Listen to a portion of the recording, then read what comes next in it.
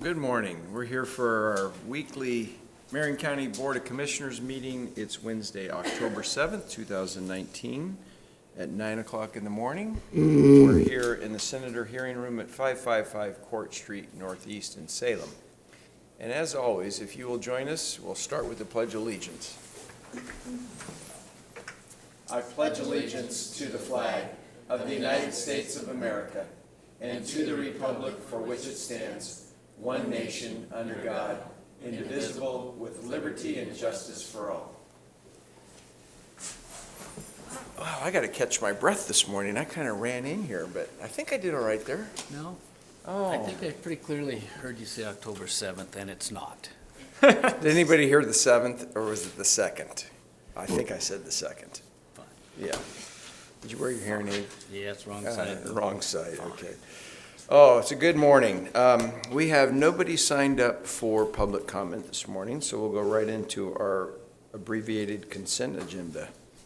I believe it's your turn. It is. Chair Cameron, I'd make a motion to approve our consent calendar this morning. There's two items under Public Works.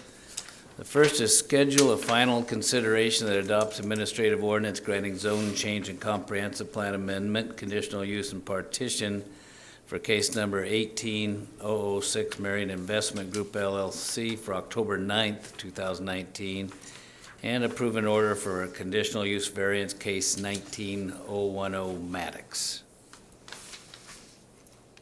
I second the motion. We have a motion and a second on the consent calendar. Any further communication, questions? Nope. Discussion? No? Seeing none, all those in favor signify by saying aye. Aye. Aye. Aye. Great. I know we had something else. Okay, great, got it. There we go. So we're on to our first action item. Under Community Services, consider approval of an ordinance amending Marion County Code 3.35.020 to be consistent with the Oregon House Bill 2053 in 2019 and declaring an emergency. And we've got a whole group of us, Jason and Scott, and who's that young-looking man on the end? Nick Harville, wow. Yeah, we have. I made it. Good to see you. I think I saw one of your steak dinners on Facebook the other night. They looked pretty good. Good morning, Commissioners. We do have a full panel for you for a fairly simple amendment. Coming on new, from what I understand, this ordinance in front of you is to amend language to be consistent with House Bill 2053, of which Scott can speak to, and then Nick can kind of give you an update on some of the businesses that have taken advantage of the exemption when we put it in place originally. Good morning, Commissioners. I'm Scott Norris with the Office of Legal Counsel. The ordinance before you makes two changes to Section 3.35.03020 of the Marion County Code to conform it to the changes in House Bill 2053, which was passed in this last legislature. The changes are to first to the definition of employment of the applicant to mean the number of employees working for the applicant a majority of their time in eligible operations at a location for which the applicant has submitted an application under this section. The existing existing language based on the original statute was that the employment of the applicant was identified at the locations in this state. So any operations that the employer had in the state was part of the employment of the applicant. This changes that so that it's only identified as the location pertinent to the application. The second change is to change the time at which the employment of the applicant is relevant. The existing language is no later than the date on which the application is submitted, and that language is changed to read, as of a date certain agreed upon by the applicant and the governing body of the county, but in no event later than the end of the first property tax year for which an exemption is granted. that gives a little more flexibility for both an applicant and for the county in measuring the employment of the applicant. And finally, I would also point out that this ordinance has a emergency clause, and briefly, the procedure for adopting an ordinance by emergency procedure is the board first reads by title twice, and then votes to adopt the ordinance, and upon doing so, the ordinance can take effect immediately.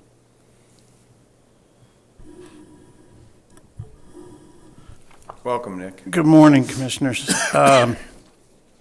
You're aware of the two applications that have already been before the board.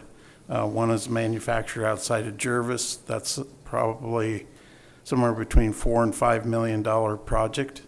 The company did have a setback with a fire at their Washington facility, which put them behind on their schedule. They also have been extremely busy and actually buried in work with this thing called commercial hemp. The other one is a cold storage facility in Hopmere for a hop producer. And I have two more that are going to be submitted probably after the first week of October. And I think you're familiar with the fertilizer company on Butteville Road, their new distribution system. This program's being pretty well received by the companies I've presented it to, and it's going to help them make more investments in Marion County. And if you have any questions, we'd be happy to answer them. Well, I know we've worked on this bill, this concept, for, I want to say 4 years now, starting in the legislature. It's been quite a while, and hopefully this will be the last revision that we need to make, and makes it really clear that we are focused on the investment in that particular location and the employment in that particular location, not in the company-wide, and I think that's what clears this up. So appreciate all the work that's been put into this, as well as Tom Hogue when he was here, and the work, and then and Bill Cross, who helped get us to this point as well. So any questions? No, but just for the record, and kind of a conflict of interest, because Nick's brought it up, the one company's referring to is GK Machinery, is that right, Nick? Yeah. The GK? And Oh, that's GK owned, Fab. that's No. owned by a niece of mine and her husband, so I want to put that on the record. Doesn't really have direct relevance here, but just to be clear. Well, I guess anybody who applies, he's going to have conflict, because isn't he related to everybody? No. I think, just not- to clarify, it could be a potential conflict, not Potential. actual. Not an actual Thank you. conflict. Any questions, Commissioner? No, I think this is a good change because we represent Marion County and we want investment in Marion County. And so I think Yeah. that's an important thing, that the investment that we're incentivizing here happens here and supports the people here in Marion County. And I think it's important to clarify, anybody who's watching, that it's not just us that gets to make this happen. We obviously started off here, but they've got to go to the other taxing districts and get the support on this. I had Marion County Fire Chief in and asked me about it, and I can't remember which place it was, Nick, where he was, maybe it was up in, he doesn't serve Jervis. Yeah, they get close. Well, I remember him asking me about it, and I explained to him, I go, this is property tax dollars you don't have today. We're incentivizing people to make investments here in our county, and those tax dollars will flow into the future. So they've got to go to those taxing districts and get the support in a proclamation as well. So 75%. right, it's not just done. It's usually typically us in the school district and maybe a fire district, and they can get there. Yeah. This is good. Okay, So we're gonna take a motion for an emergency clause, and the reason it is emergency clause is we've got people waiting to apply and to clarify this. We've been waiting for this. So, Mr. Chair, I move that the chair read the ordinance by title only twice. Second. We have a motion for the chair to read the title twice. Any other discussion? Seeing none, all those in favor signify by saying aye. Aye. Aye. Before the Board of Commissioners from Marion County, Oregon, an ordinance amending Marion County Code Section 3.35.020 and declaring an emergency. Before the Board of Commissioners for Marion County, Oregon, an ordinance amending Marion County Code Section 3.35.020 and declaring an emergency.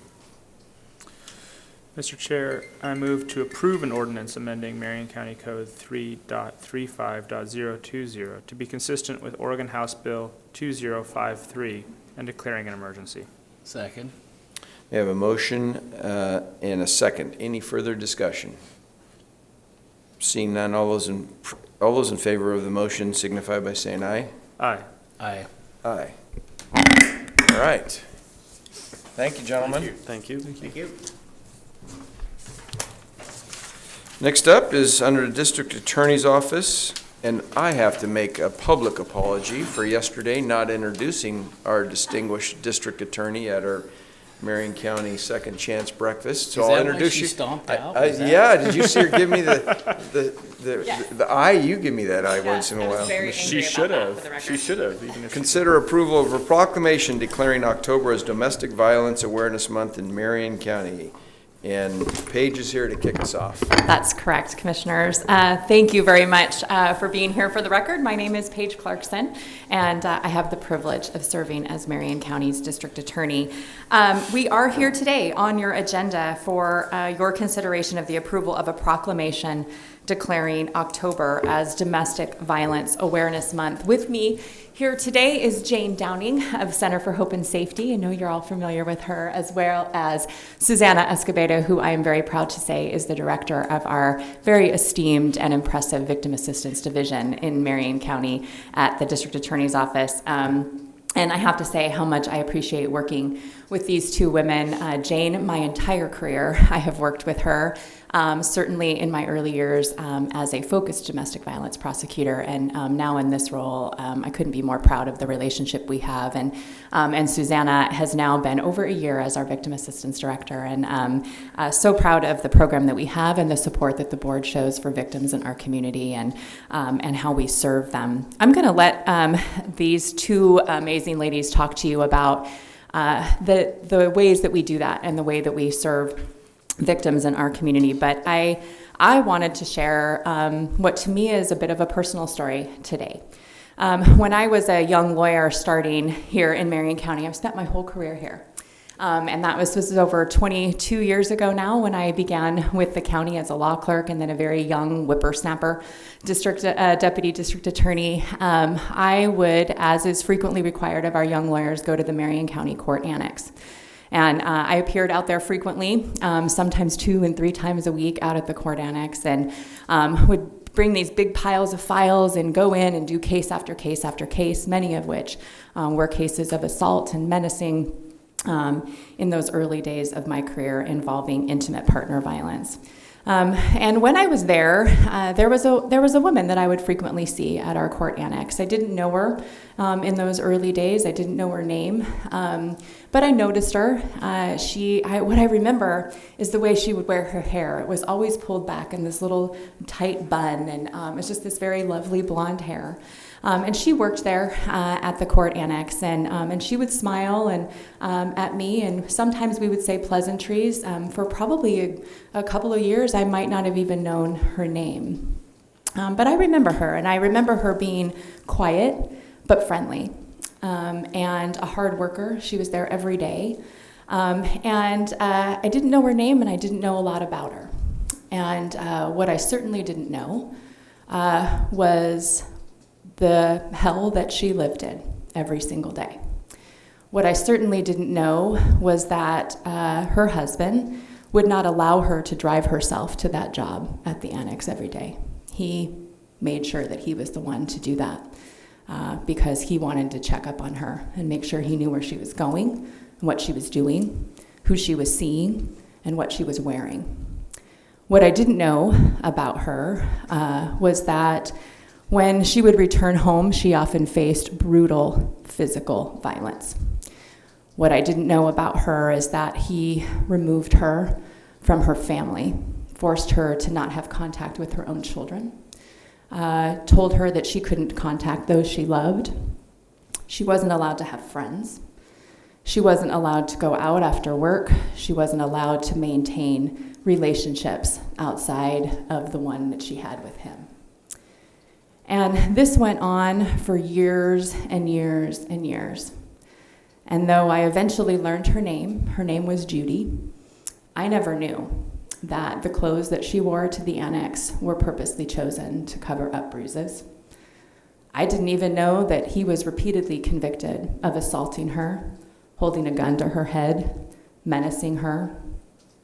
And I didn't know that on October 15th of 2017, when he would commit his final act of power and control over her, I didn't know that he was on probation for contempt, for assault, for menacing against her.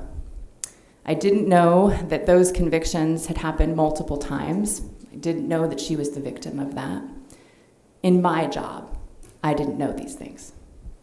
And I didn't know that when he held a gun to her head for the last time and pulled that trigger, that he would then go to the police department and in a final act of depravity and control, he would say that she killed herself. He would blame her for all of the terrible things that happened to her over years and years and years. Judy was the victim of unspeakable domestic violence. And I knew her, and I didn't know. And just 2 weeks ago, he was convicted of her killing, and he is now in prison. And her family now has to live with the fact that not only did that monster separate her from them and sever relationships that they could have had, but that they will never be able to repair that relationship because of what he stole from them. He stole her life. I share this with you today because, again, I work in this job. I have stood up for domestic violence victims in court time and time again, and I didn't know that that was happening to Judy. And I share this with you because we all know someone. There's a Judy in our lives somewhere. And this is happening in our community. I see it every day. And to share a month in the awareness of that is something we owe to not just the victims in our community, but we owe it to ourselves to be reminded that this is happening around us, that there are things that we can do to bring awareness to it, to bring a stop to it, and to help those in our community, like the women beside me that have dedicated their careers to bringing attention to it and to helping those that live a life like Judy. So this month, I want to remember Judy. I didn't know a lot about her, but I knew she was kind, and I knew she deserved better than what happened to her 2 years ago. And with that, I'm going to turn it over to Jane Downing. Commissioners, good morning. Thank you for allowing us to be here, and I want to say how much I appreciate the district attorney calling attention to this issue and working on these issues alongside our program every single day. I want you to know that's actually unusual in communities. There are a lot of times that the domestic violence nonprofit program doesn't work as closely with the district attorney's office and the victim assistance office. And I love that our community is different in that regard. It's so important because Paige is right. This is happening everywhere. According to the Centers for Disease Control, 1 in 3 women in Oregon have been victims of domestic violence, sexual assault, or stalking in their lifetime. And so even sometimes when we don't know that we know someone, chances are very good that we do. And that it's so important that we're working together to end it. From the district attorney's office, you have individuals who are holding perpetrators accountable. And that has been shown to be the most effective thing we can do with domestic violence to end it, is to have accountability and then wraparound services for victims. And I am going to preempt, the commissioner always asks me, how do we know that it's working? I won't have anything to ask. Gee. And I've been thinking about how, we're doing a lot of things, and I'll say a little bit about what we're doing. But I do want to say, this is similar to how communities have worked to end homelessness with veterans, and that has been incredibly successful in those communities where they're doing a concerted effort. The same is true for victims of domestic violence. If you put the resources together to be able to support them, this is a population that can be incredibly successful, because what they're going through is situational. It is, they have found themselves with someone who has decided to use that power and control against them, and it destroys their lives, but their lives can be rebuilt. And we see it every single day. And we're working really hard to be able to do that for the individuals in Marion County that have been affected. And last year we had over 30,000 contacts to our program alone. And what we're doing there is we are providing walk-in services, hotline services, 24 hours a day in English and Spanish. We have support groups. We had over 900 different women come to support groups in Salem and in Woodburn. We have community education that we're doing. We talk to thousands of individuals in the community and let them know, here's a place you can get services. We do a tremendous amount of outreach. We make sure we're in all those small little communities in Marion County, placing our materials in different languages and formats, so someone can see that and say, here's a place where I can go and get the help that I need in this situation. This is a month where I'm proud to say that we go around to different communities and talk about this and raise that awareness, which is so important. We're all going to be together this Saturday for a walk run. We are at DPSST. We're the only folks that get to use that. If you want to have a fun walk run where you get to see where law enforcement officers train, come join us. And raise that awareness. We're going to have survivors walking that folks have sponsored. It's going to be a wonderful way just to say this is an important issue, and together we can do something about it. We can change the trajectory for adults and children who are impacted by this issue. And I'm going to turn it over to Susanna to talk about the great things that they're doing at Victim Assistance. Good morning, Commissioners. Thank you for having us here to speak on this very important community issue.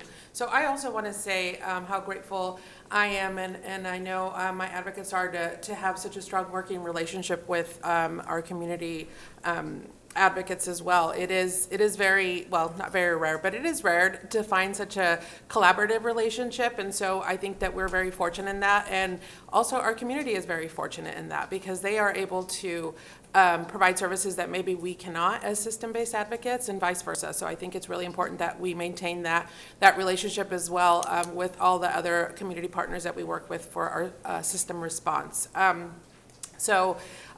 This summer I've had the opportunity to work on some of the grants that fund our program, and I've been able to compile all the numbers and the statistics that we needed for that to show, what the need is there. And what I've seen in that, and what has impressed me the most, is the work that we have already done as a community to be able to address these issues, and then also what the need is still moving forward. It's like Jane said, this is one of those things where when people are coming to you for services that you're doing the right thing, but it almost feels counterintuitive because the numbers are rising in people that reach out for services. But that's good, because they know that our services are available. They know that where they can come to get resources, to get help, to talk to, where to report. And so I think that's great, and I think that it's important for us to be ready when people need to access our services, and for us to be prepared to meet those needs. What I have seen, and I think it's great that Jane brought this up, is the community outreach work that is needed for this type of community and for this type of issue in our community is huge, especially when we're talking about our system being able to provide culturally responsive services to all of the people in our community. I think that is something that is still needing of some work. I think that we are both dedicated to provide that service to all of those communities in that we work with. And I think that for us to be able to get out there and reach those communities and the service and offer services where they can't maybe necessarily come to us to access the services is really, really important. Because as Paige said, I think everybody knows somebody that is in need of this type of assistance, that is going through this type of abuse. And maybe sometimes it's not easy to come forward and maybe access services, even from a community program or, from the district attorney's office. That could be really intimidating, especially for underserved, marginalized populations. And so I really would like to see us continue to focus on that. And that makes me excited to think that, that we are committed to doing that and moving that forward to help people that need us. So. Thank you, Commissioners. So, Jane, I've done the steps to safety the last couple of years, and my grandson's first birthday's at 10 o'clock in Portland, so I'm not gonna be able to make it this year, but I was looking to sponsor Paige's team here, and I don't see a team. What's your team? We do. We actually have a couple teams. We have some from my office, and then we also have Amy Queen has a team of DAs and some support staff that are going to be out there supporting as well. So I will be there. So maybe you can give me the team name so I can go down here and click and make sure I sponsor the right team. Very nice. But I want to sponsor the winning team, right? Yeah. Oh, yeah. Right? No, I've been stretching for days. You've been what? I've been stretching for days. Oh, yeah. So it's a great event. I love doing that because you're right. You don't get to go through DPSST Right. as an individual, and you put on a really good event over there, and it's for a great cause. So thank you. And we have a lot of sharing great that. door prizes this year. Yeah. The community businesses have been incredibly generous to us, so it's kind of fun. You have great chance of getting something to take home with you. and donuts. And donuts. Oh, yeah, there's always We have donuts. mini donuts You're into there. that sort of thing, huh? No, I'd sponsor his donut. Go ahead, Sam. Well, I hate to, but Paige Evans' story like yours is troubling. And this was a sister, and I'll just make it short. I didn't know till they arrested the rat what was going on. And it's a good thing because you'd have been prosecuting me, you know what I'm telling you? I'm picking up what you're putting down, yes. So, I get this real much. Yeah. But Jane, you didn't really answer my question. I think I took you off track. I just want you to tell me it's getting better. So I will tell you, for the first time, we received some money to be able to provide housing, so we can pay fees, deposits, rent to get folks to be able to take that next step. You know, we provide the emergency shelter, but with the housing crisis, it's been really difficult to be able to help them to then get established. The time in shelter has taken longer. What I want you to know about that is, by providing those resources, by being able to wrap around supports, by being able to help them go through the criminal justice process if that's what they're needing, holding the abuser accountable, it will get better. I always talk to you every year, and it's true, Susanna was mentioning it, the numbers have to go up. If you're doing a good job, the numbers are going to go up because people know about what's available to them. They're seeking out those services. They're going through the processes that will help them. And so it always looks like, well, why is it going up so much? So I can tell you it's going up. That's good. That means the community is responding appropriately. But if you look at that 1 in 3 number, Commissioner, we still have a ways to go as far as folks being able to know, here's some place I can get help, here's what I can do, and understand the dynamics. We still have work to do, but we are going in the right direction. We are building that community response that's coordinated together. We're all talking to each other, we're working together. It's better not only for those individuals who are getting that help and support, it's better for our community. We are building and have built for several years a foundation on which we're going to be able to change the lives for those individuals and the ones that are coming. You know, I talked about before, we're in the schools. So we're talking to younger and younger ages so that we can say, you know, here's what you can do. We talk to youth about talking to other youth because they're not going to turn to adults most often. And so we're talking to them about if your friend is going through this, if your friend is being approached by a trafficker, here's how you can help them understand what's happening and to change that dynamic. And so we're doing all the right things in order to be able to change that and ultimately have those numbers going down, down, down. So I would say to you, it's getting better. We still have work to do, but it's getting better. Thank you. I just feel like this is an issue of conviction for me and for our community, and I really feel like it reflects on our community. All crime is terrible, but I think in some way there's a particular depravity about this type of crime, because the family is the place of safety for many people, right? It's the place that even if the people outside your family don't love you or are hard on you or mean to you, at least you can go home and be safe, right? And so when you have crimes against that, when you have no place of safety to go to, when the people that are supposed to be the ones that love you no matter what commit violence against you, there's another level of darkness there. And I feel like as a community, it's important for us to have zero tolerance for that sort of thing. And I was actually at a meeting with Carrie when I first started, and we were talking about homeless camps. And police officer said, you know, people say that 50% of the women in these camps are victims of abuse, but everyone knows it's 100%. And the whole room was, you know, social service providers, and they all sort of hung their heads and were like, yeah. And I was like, wait a minute. You know, I'm like the new guy, right? I'm like, wait, we know? And one of the providers was like, yeah, well, we have women who come in black and blue off the camps to, you know, to our day center every day, and we try to get them help. And yeah, I was just astonished, and I walked away from that, and I said, you know, we have to stop this. This is an issue that defines us as a community, right? If we know about this and we allow this sort of thing to happen, that tells something about our character, right? The only response to that is to say we will not tolerate that, and we will do whatever's necessary to stop it. So thank you for your work, and obviously we have a long way to go, but it starts with one step at a time, I guess. So. I want to introduce something that's not quite related, but yet it is, as we start to have discussions about jail expansion capacity to make sure there's places for them. Just it kind of works in my mind, and just kind of lay it out there, things we'll be working on in this next year or two.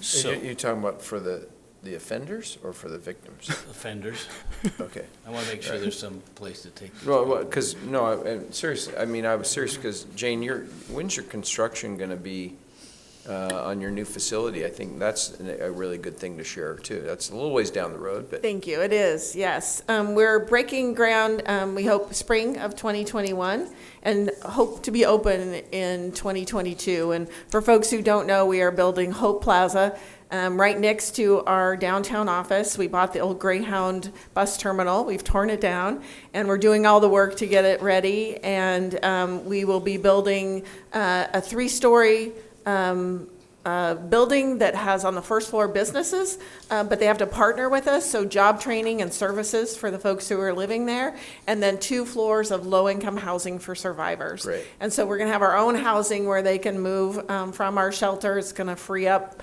bed space and shelter, so we have more of that available. And then we're going to have a lot of wraparound services there. We have CPAs that are already signed up to do budgeting classes. We're partnering with Marion Polk Food Share. They're going to bring in in pop-up pantries once a month where they come in, put a pantry in the parking lot, give out the food, take it away. We have lots of partners coming forward, and we're working with Duncan Construction on it, and they're bringing lots of resources to it. And it's going to be, we're hoping to open it up debt-free and doing great things in the community by 2022. Great, so that's a really neat project that has a great vision, and I understand what you're saying too, is having the right facility to hold people accountable, so, yeah, good. All right, Chair Cameron, I'd like to make a motion that we do approve the proclamation that declares October as Domestic Violence Awareness Month in Marion County. I second motion. A motion and a second. Any further discussion? Seeing none, all those in favor signify by saying aye. Aye. Aye, Aye. Commissioner, you want to start us off? I will. Reading the proclamation. In the matter of proclaiming October 2019 as Domestic Violence Awareness Month, proclamation. Whereas the impact of domestic violence extends beyond individuals, reaching into families and communities, and whereas in the last year, Marion County has experienced 4 domestic violence homicide crimes, resulting in the deaths of 5 victims, and Whereas the Marion County District Attorney's Office received 1,301 law enforcement reports of domestic violence last year, filed 1,043 domestic violence cases, and filed 74 juvenile dependency cases with domestic violence allegations. And whereas the Marion County courts received 1,037 requests for protective orders last year, and whereas the Center for Hope and Safety received 30,964 contacts to their program last year and provided 6,639 nights of shelter, and Whereas the Marion County Victim Assistance Division provided services to over 1,700 victims of domestic violence last year, walking alongside them and giving them a voice in criminal justice process. And whereas we know as individuals we can make a difference by speaking up and reaching out to help victims and survivors. And now therefore, the Marion County Board of Commissioners proclaims October 2019 as Domestic Violence Awareness Month, and resolves to honor those who have died and acknowledge those who have survived by supporting meaningful services that create safety and hope for survivors in our community. Dated this second day of October 2019.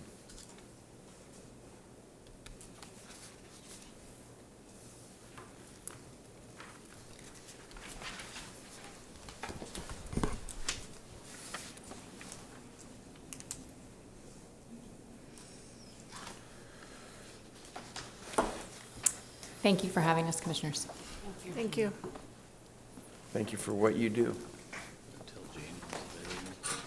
What's that? Oh, Jane.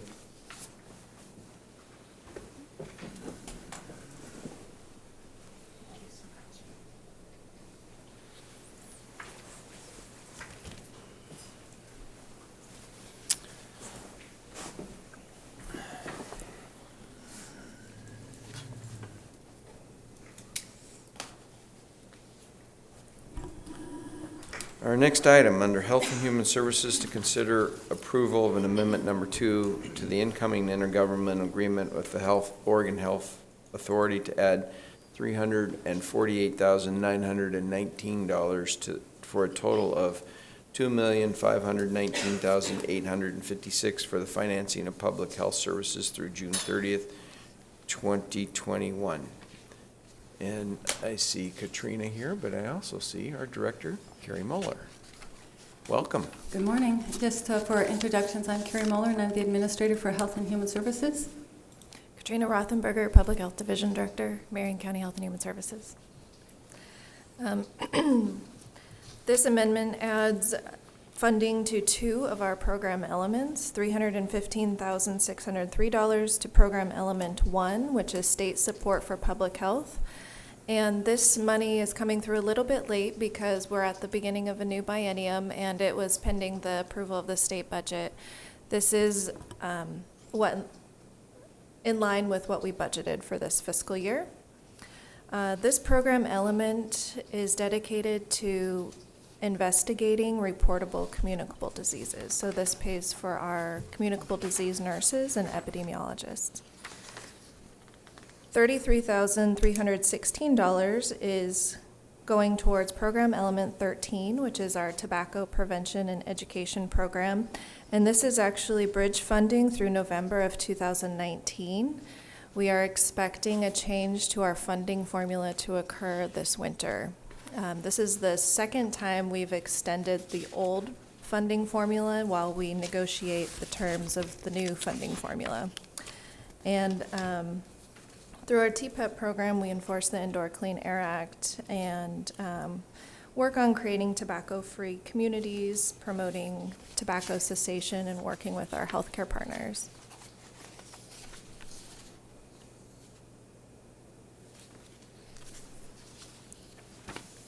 Questions? None? All right. So take a motion, Commissioner. Mr. Chair, I move that we approve Amendment Number 2 to the incoming funds intergovernmental agreement with the Oregon Health Authority to add $348,919 for a total of $2,519,856 for the financing of public health services through June 30th, 2021. Second. We have a motion and a second. Any further discussion?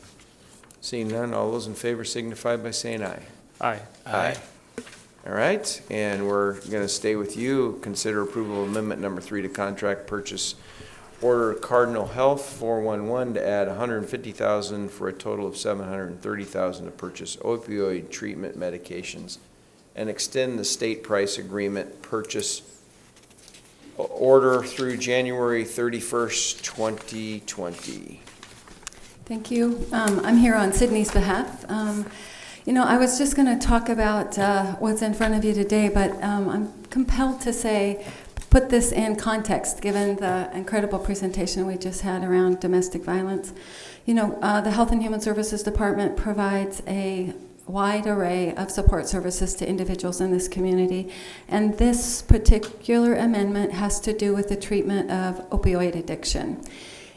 This weekend, Commissioner Willis and I had the privilege of welcoming a group of individuals around the treatment of services for moms who are addicted to opioids and have children, are birthing children. And so there's a really dedicated group of people in this community, physicians, treatment providers. Health and Human Services has a program that supports women while they're in recovery and their children who can stay with them if they're under the age of 6.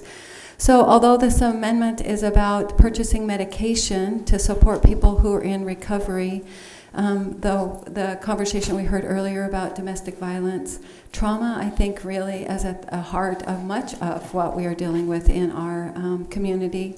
We have a wide array of services to help individuals who are dealing with their long-term histories of trauma and how it manifests itself in their adult lives and in the lives of children. So our local Alcohol and Drug Planning Committee, of which is a statutory board of the Health and Human Services Department that provides information to you on issues related to drug abuse in our community, supported that really dynamic conference. I was very proud to be a part of that.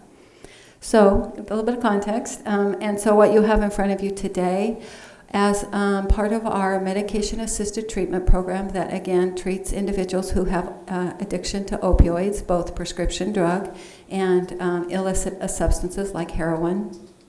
Medication is a significant part of helping people achieve their recovery. So this is about purchasing our medication, Suboxone and Methadone, to provide services to individuals. There is a state price agreement, and this contract aligns with that state pricing agreement, which will be extended through January of 2020. We may come back to you again, depending on the outcome of that the price agreement adjustment in January. So with that. Okay. Any questions for Carrie? No, but just off the subject, just driving in this morning, there was 2 cases on the radio. One here in Oregon talking about huge numbers of doctors being prosecuted finally, and one that was a clinic, and it was like hundreds of thousands of just prescriptions written. That number's wrong, but it was huge. So this is the other end of the damage they do. I'm certainly glad to hear those kind of stories where they're finding them. But anyway. Yeah, we had a presentation at Public Safety Coordinating Council, it was about 6 months ago, wasn't it, Carrie? It was an audit from wasn't it from the Secretary of State's office? They did an audit, and I'm trying to think of the system. You probably know what the system is, where docs, basically it was voluntary, where the pharmacy would actually input my name when I got a prescription, and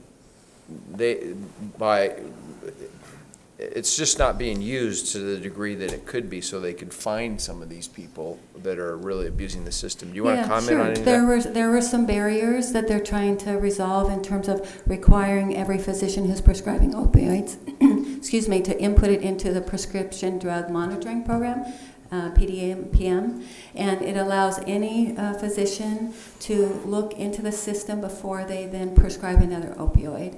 So it's a way to monitor at a state level. Oregon has alarming rates of prescription drug and opioid addiction, one of the largest in the states, in the country.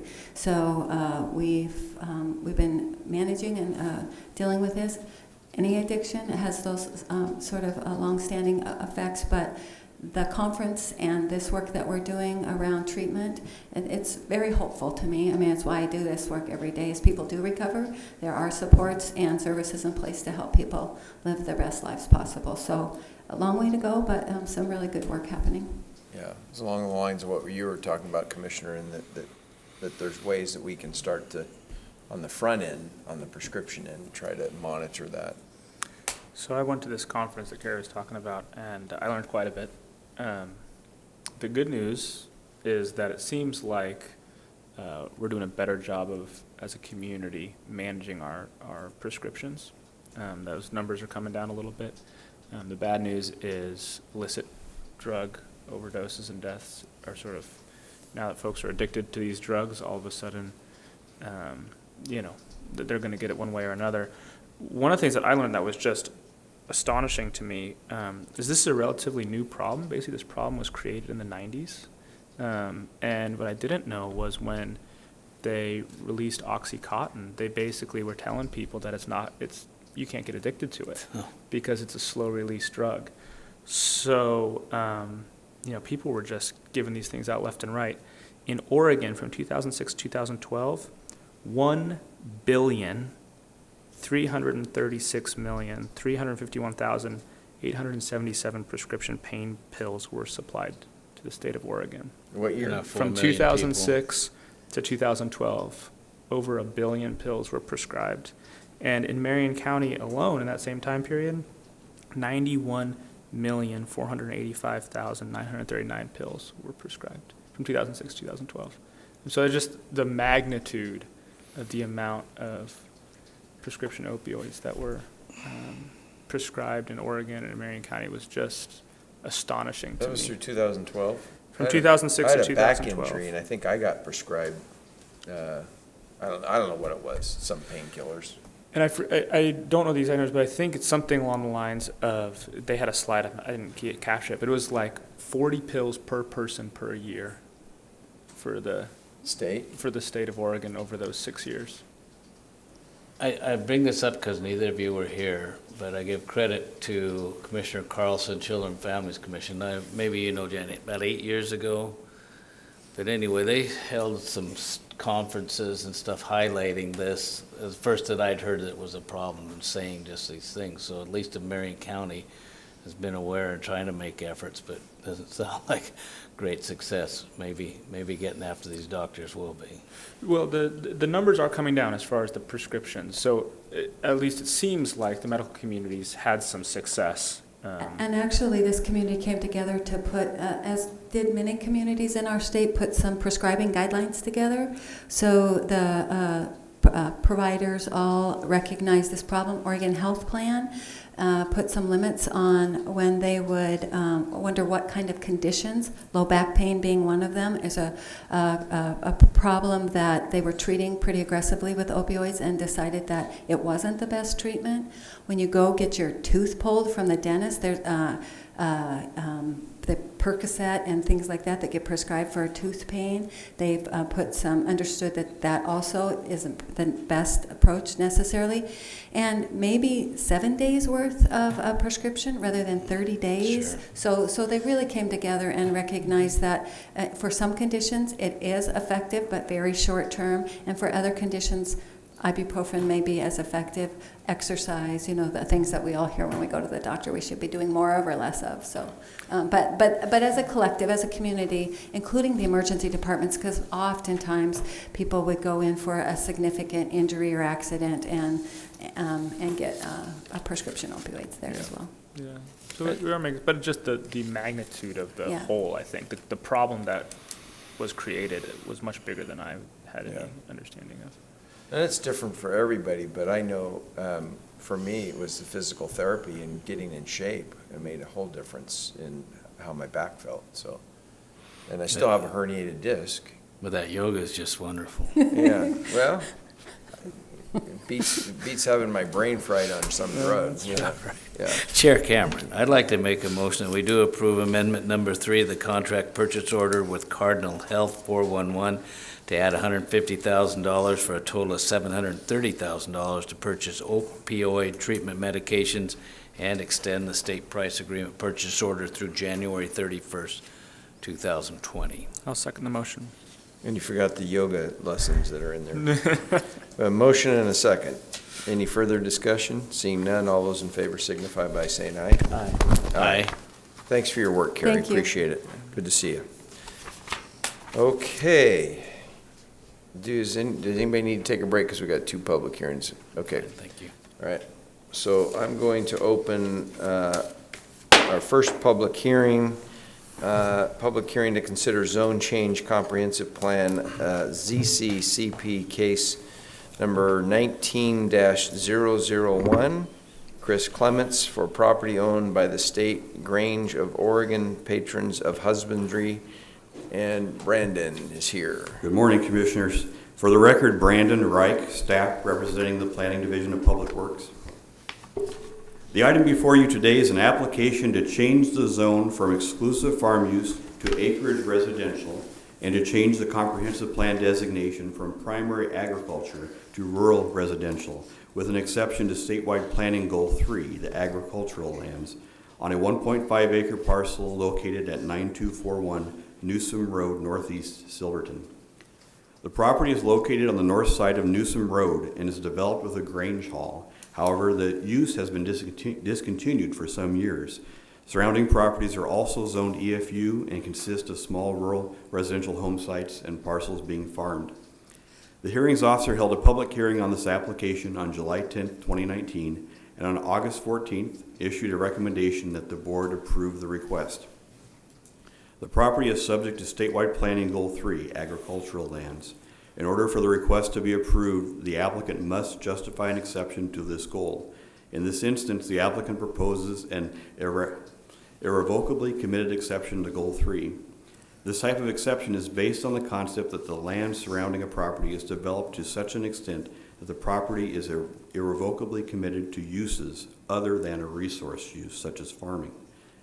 The hearings officer conducted a detailed review of the applicable goals, criteria, the goal exception criteria, state administrative rules, land use planning goals, Marion County Comprehensive Plan policies, and zone change criteria. She identified no additional items where information is needed or should be provided, and recommended the board approve the request without conditions. The board today has the options of continuing the public hearing, closing the hearing and leaving the record open for additional information, closing the hearing and approving, modifying, or denying the request, or remanding the matter back to the hearings officer. With that, I'm available for any questions you may have. Do you have questions for Brandon at this point? I have a question. Brandon, this application says that the land's irrevocably committed to a certain use, and that's why it justifies a goal exception. Can you sort of talk a little bit about the piece of property and why that's the case here? Oh, so there's a Grange Hall that was in use years ago, hasn't been used for some years as a Grange Hall. It's a 1.5 acre piece. There's a lot of trees on the property. I've been out there to do a site visit. And it just isn't the kind of property, and it's surrounded by other uses that are not all or aren't all farming uses, or the residential and other types of uses.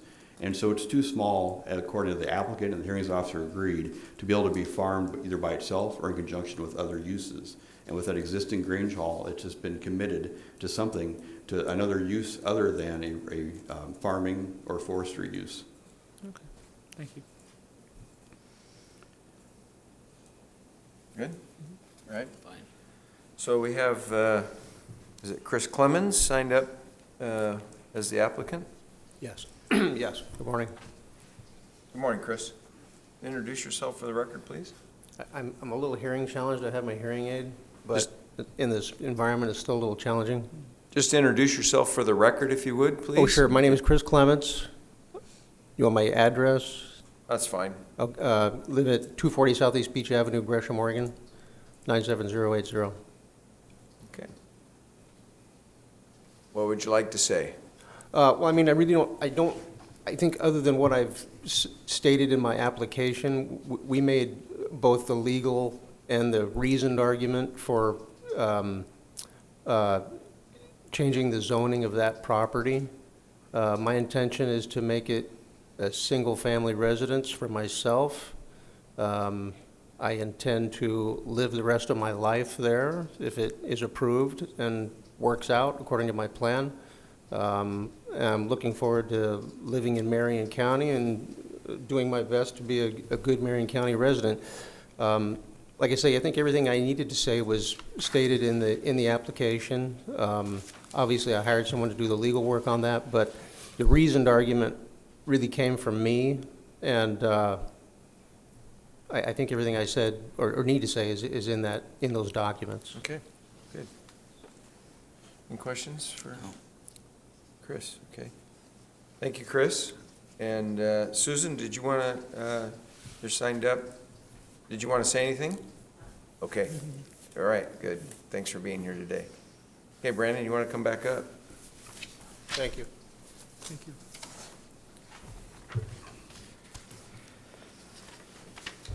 It's pretty straightforward. Yep. Any other questions for Brandon, or Brandon, do you have anything else to add? I have nothing to add. No, thank Okay. you. Is it me? A motion to close the public hearing.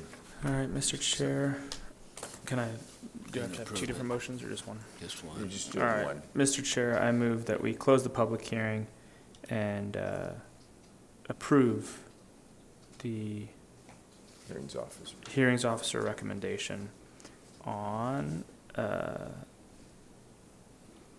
Zone Change Comprehensive Plan, case number 19-001, Chris Clements. Second. A motion and a second. Any further discussion? Seeing none, all those in favor signify by saying aye. Aye. Aye. All right. Thank you. Thank you. Go forth and build a beautiful home for yourself. Thank you. I'd like to see that. All right. So we will open another public hearing, continuation of the public hearing. It's actually a continuation of the public hearing to consider amendments to the Marion County Urban and Rural Zone Codes adopting revised floodplain maps for the area near the city of Turner and amendments to comply with the National Flood Insurance Program. Brandon, getting Thank you. your money's worth today. Yes. Again, for the record, Brandon Reich, staff representing the Planning Division of Public Works. So after the flooding that Turner experienced in 2012, the city requested that they have a reevaluation of the flood maps for the city and land nearby. The city worked with a consultant to develop a new flood study, and Marion County staff has been participating in the remapping process. This new study applies more accurate topographic information, and as a result of the study, the floodway and the floodplain will widen in locations and narrow in others, and base flood elevations will generally increase. The Code of Federal Regulations states that the Federal Insurance Administrator provides the local floodplain mapping upon which our local floodplain management regulations are based. On April 18th this year, FEMA notified the county that new flood map insurance rate maps would go into effect October 18th. Marion County must adopt the revised maps provided by FEMA and regulate development to the new maps in order for the county and its citizens and property owners to be able to continue participating in the National Flood Insurance Program. Marion County and the City of Turner, over these last few years, have jointly held public meetings. We've mailed notices to property owners, published notices in the paper, and worked with individual property owners on considerations regarding their property because of the changes in the mapping.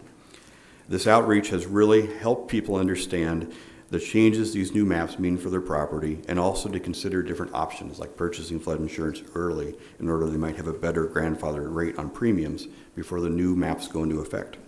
The revised maps go into effect on October 18th. Finally, came to our attention recently that there are a number of amendments that FEMA requires be incorporated into the floodplain code so that the code continues to maintain compliance with the minimum national flood insurance standards. These amendments fall into 5 general categories. There's amendments to comply with national flood insurance standards. Having these in the code better ensures that structures that are being built are able to obtain insurance, or they can obtain better rates of flood insurance. There's amendments to incorporate administrative duties that planning is already doing. They'll be in code so people can know what those are. There's amendments to reflect continued coordination with the building codes. Some amendments address the wording of standards, but the changes to that wording to match the NFIP requirements don't appear to cause development standards to actually change. And then there are 3 substantive amendments. It's always been kind of a question what FEMA will and will not allow for an accessory structure based on the size. If people build a large accessory structure with a lot of value and there's a claim on the property, they may not be able to make a claim or a full claim on that accessory structure. So there's a component where that accessory structure has to be built in order to ensure it's able to have claims made against it in case it's damaged. And what FEMA has told us recently is that small accessory structures, before we limited structures under 50 square feet, like a well house, those can no longer be exempted from the floodplain code. They can still be built at a relatively inexpensive manner with materials that can get wet and dry out, but still claims are made against those and wells can be damaged. And so now people will be better ensured that they can make a claim if like a well house gets damaged.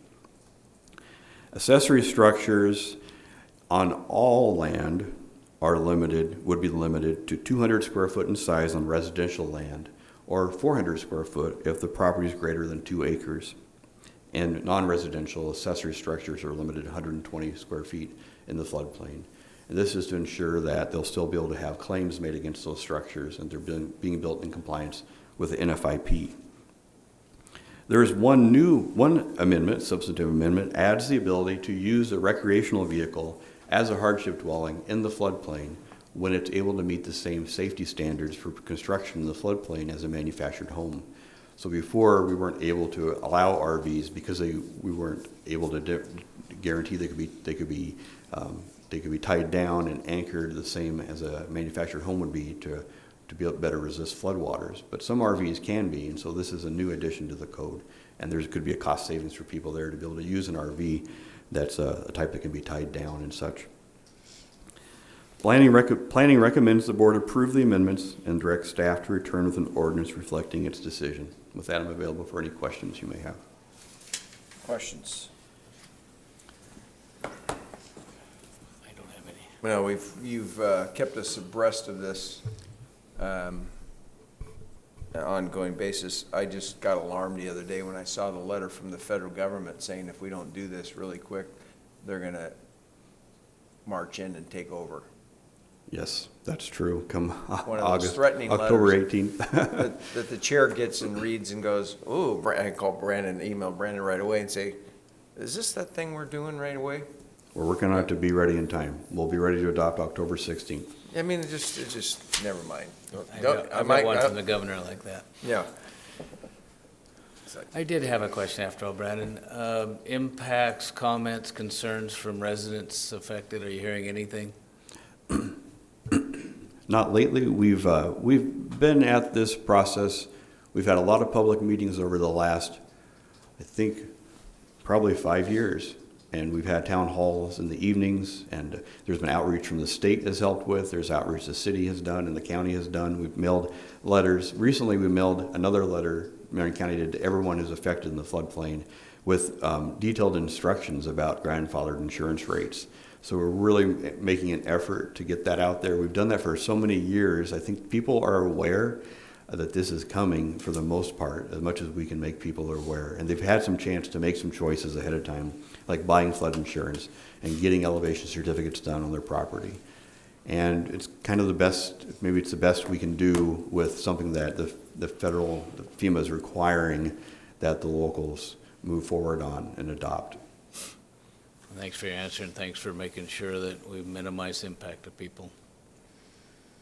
So.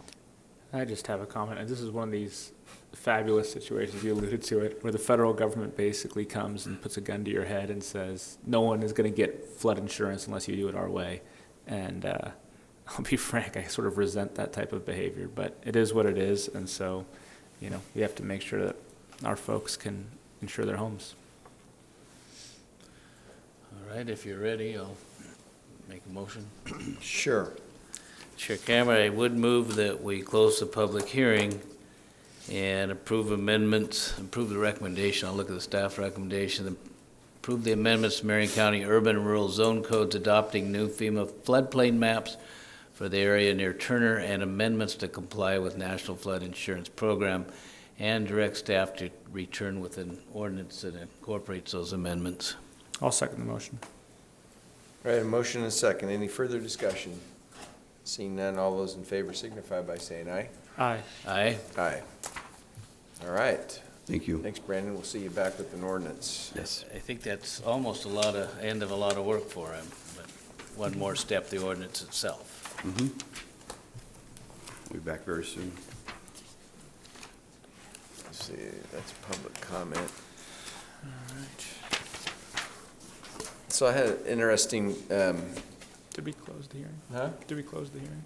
Yes. Yeah, We did, okay. that was in the motion. Okay, Yeah. okay. Hearing's closed, so we are done with our work. If we want to just chat, I had an interesting experience this morning. As you know, I work out on South River Road, do some weight training stuff on Mondays and Wednesdays, and on the way in, I was there at Owens, just before Owens hits commercial, and I see these cars in front of me going around the left, the wrong way and going this way, and I go, okay, something's going on. So I pull over like I'm gonna go around too, and then I see this car stalled there with this emergency light, and the guy's he's trying to struggle as a Range Rover, push it out, and I go, well, shoot, I get back over, and turn on my emergencies, and get out. I'm dressed like this, and I'm helping this guy push his car. It's Josh Kay. I don't know if you know him. Oh, yeah. And he turns on as commissioner. So I just looked at Facebook, and AJ Clausen, who Sure. works. He says, "Your commissioner working for you," right? Because he put it on Facebook. It's like you break Well, down. good for you. Yeah, I did my Your civic duty. My civic duty. But isn't it amazing how when somebody's broke down in the middle of the road and everybody just keeps going around them, and it slows down the whole traffic versus Everybody help getting them. out and just Yeah. getting it taken care of. And I couldn't stay because that's one of the reasons I got here a little bit later. But I couldn't stay to help him to see if he needed a ride or something. But hopefully he got it towed or fixed or whatever it was. But that reminds me, it was a what do you call it? Range Rover. I think you have to take those all the way to Portland. No. I don't think this is a Range Rover. Were you gonna push it all the way? Is that what you're I talking wouldn't No. know. I've never. But it just extended my workout, It's not been one of the problems that I've ever had to deal with. not having a Range Rover. Uh-huh. Today's the 2nd, isn't it? Yes. Yeah. You finally got that right.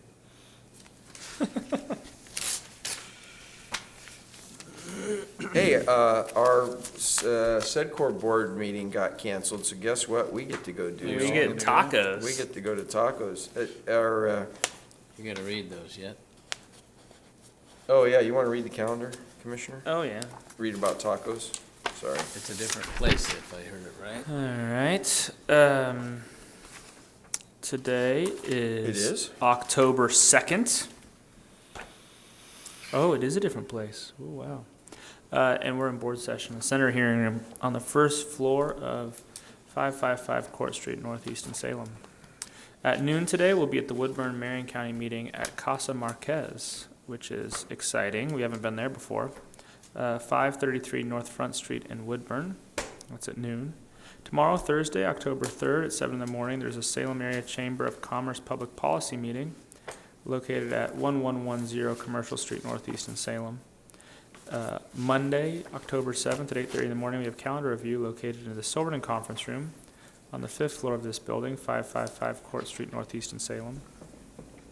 On Monday, October 7th at 9 in the morning, we have management update located in the Silverton Conference Room on the 5th floor of this building, 555 Court Street Northeast in Salem. On Monday, October 7th at 11 a.m., we have a BOC CAO meeting with an executive session if needed, pursuant to ORS 192.6602 A, B, D, E, F, H, and I, located in the Silverton Conference Room on the 5th floor of this building. It's 555 Court Street Northeast in Salem. On Tuesday, October 8th at 7:30 in the morning, we have a State and Marion County meeting at the Covered Bridge Cafe, located at 510 North 3rd Avenue in Staten.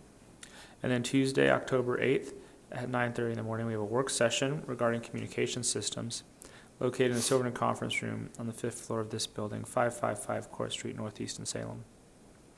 On Wednesday, October 9th at 9 in the morning, we have a board session in this room, the Senator Hearing Room, on the 1st floor of 555 Court Street Northeast in Salem. And then Wednesday, October 9th at noon, there's a SEDCOR monthly business luncheon located at Broadway Commons, 1300 Broadway Street Northeast in Salem. On Wednesday, October 9th at 1 in the afternoon, we have a Willamette Workforce Partnership Strategic Planning meeting located at the Shemeketa Center for Business and Industry, room 115, 626 High Street Northeast in Salem.